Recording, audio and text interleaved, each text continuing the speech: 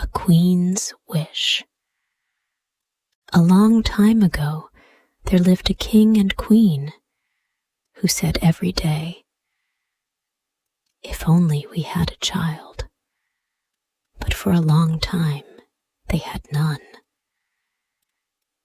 It fell out once, as the queen was bathing, that a frog crept out of the water onto the land and said to her,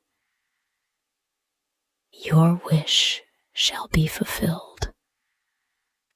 Before a year has passed, you shall bring a daughter into the world." The frog's words came true. The queen had a little girl who was so beautiful that the king could not contain himself for joy and prepared a great feast. He invited not only his relations, friends, and acquaintances, but the fairies, in order that they might be favourably and kindly disposed towards the child.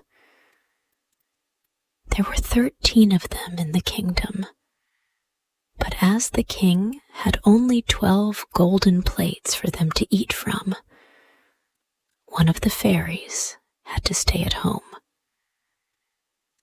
The feast was held with all splendor, and when it came to an end, the fairies all presented the child with a magic gift.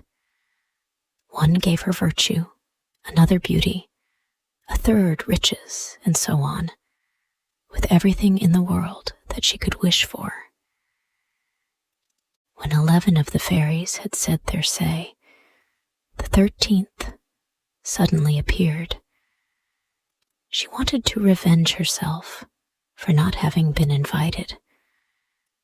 Without greeting anyone, or even glancing at the company, she called out in a loud voice, "The princess shall prick herself with a distaff in her 15th year, and shall fall down dead." And without another word, she turned and left the hall. Everyone was terror-struck, but the 12th fairy, whose wish was still unspoken, stepped forward. She could not cancel the curse, but could only soften it, so she said, "It shall not be death, but a deep sleep lasting 100 years, into which your daughter shall fall. The fairy casts her curse." The 13th fairy. The king was so anxious to guard his dear child from the misfortune that he sent out a command that all the distaffs in the whole kingdom should be burned. The king could not contain himself for joy. As time went on, all the promises of the fairies came true. The princess grew up so beautiful, modest, kind, and clever that everyone who saw her could not but love her. Now it happened that on the very day when she was 15 years old, the king and queen were away from home, and the princess was left quite alone in the castle. She wandered about over the whole place, looking at rooms and halls as she pleased, and at last she came to an old tower. She ascended a narrow, winding staircase and reached a little door. A rusty key was sticking in the lock, and when she turned it, the door flew open. In a little room sat an old woman with a spindle, spinning her flax busily. "Good day, Granny," said the princess. "What are you doing?" "I am spinning," said the old woman, and nodded her head. "What is the thing that whirls round so merrily?" asked the princess. And she took the spindle and tried to spin too. But she had scarcely touched it before the curse was fulfilled, and she pricked her finger with the spindle. The instant she felt the prick, she fell upon the bed, which was standing near, and lay still in a deep sleep which spread over the whole castle.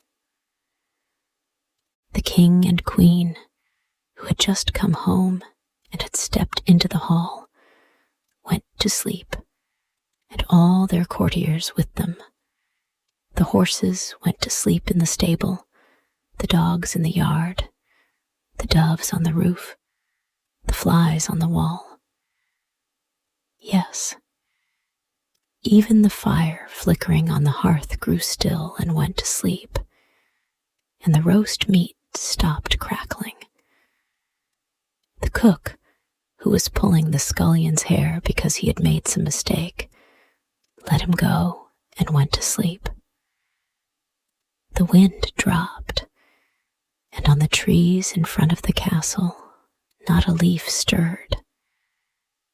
But round the castle a hedge of briar roses began to grow up.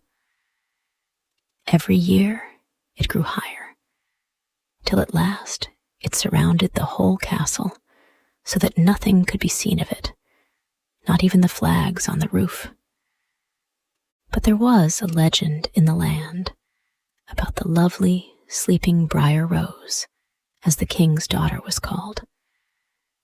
And from time to time, princes came and tried to force a way through the hedge into the castle.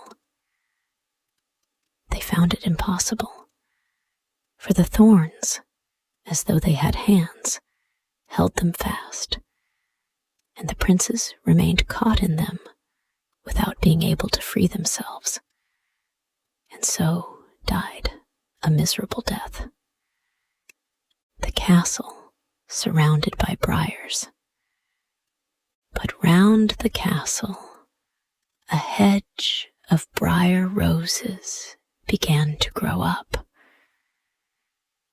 After many, many years, a prince came again to the country and heard an old man tell of the castle which stood behind the briar hedge, in which a most beautiful maiden called Briar Rose had been asleep for the last 100 years, and with her slept the king, queen, and all her courtiers. He knew also from his grandfather that many princes had already come and sought to pierce through the briar hedge, and had remained caught in it, and died a sad death. Then the young prince said, "I am not afraid. I am determined to go and look upon the lovely briar rose." The young prince said, "I am not afraid. I am determined to go and look upon the lovely briar rose." The good old man did all in his power to dissuade him, but the prince would not listen to his words. Now, however, the 100 years were just ended, and the day had come when Briar Rose was to wake up again. When the prince approached the briar hedge, it was in blossom and was covered with beautiful large flowers, which made way for him of their own accord and let him pass unharmed, and then closed up again into a hedge behind him. In the courtyard, he saw the horses and brindled hounds lying asleep. On the roof sat the doves with their heads under their wings, and when he went into the house, the flies were asleep on the walls, and near the throne lay the king and queen. In the kitchen was the cook, with his hand raised as though about to strike the scullion, and the maid sat with the black fowl in her lap, which she was about to pluck. He went on further, and all was so still that he could hear his own breathing. At last he reached the tower and opened the door into the little room where Briar Rose was asleep. There she lay, looking so beautiful that he could not take his eyes off her. He bent down and gave her a kiss. As he touched her, Briar Rose opened her eyes and looked lovingly at him.